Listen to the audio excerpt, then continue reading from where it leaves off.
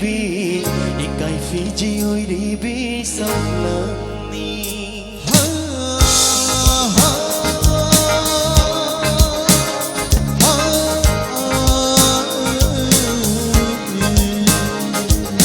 nung si mai không lột tâm bi ikai fiji oi ri bi ikai fiji oi ri bi samlani không được chơi cái ngày si đi ikut sina yang jaga môi sina pin bermakai không được chơi cái ngày si đi ikut sina yang jaga môi sina pin bermakai nung si mai không lột lâm bi ikai fiji oi di bi ikai fiji oi di bi samlang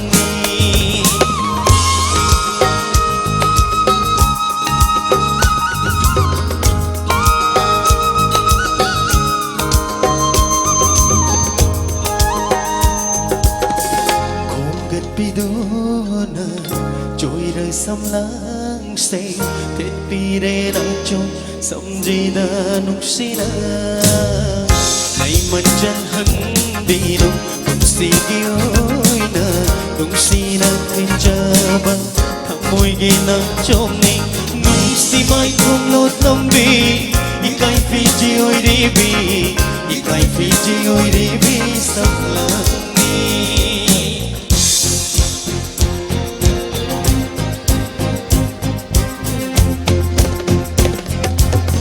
Aigi now, Mr. Ebisa na naire say sida. Especially say now that dedicate of Jerry Mayam. Put she had many man as a voice of overseas.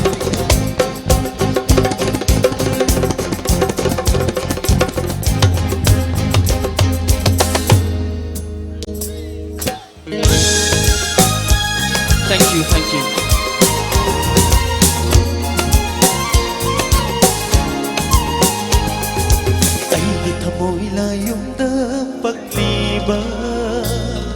Say na balay jay irik oi biyo ang ginamoy na yung napakliba say na balay jay irik oi biyo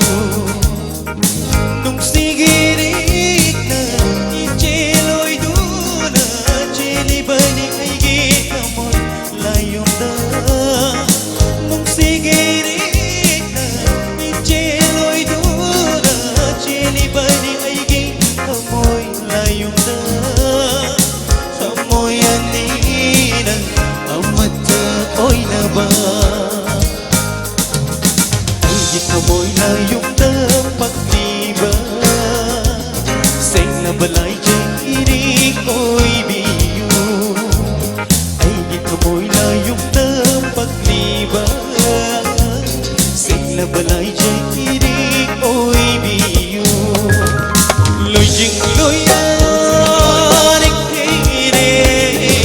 sabi sa nhau bắt đầu se môi ani chilo ni yên bay phiên ai đây thank you for now for Jare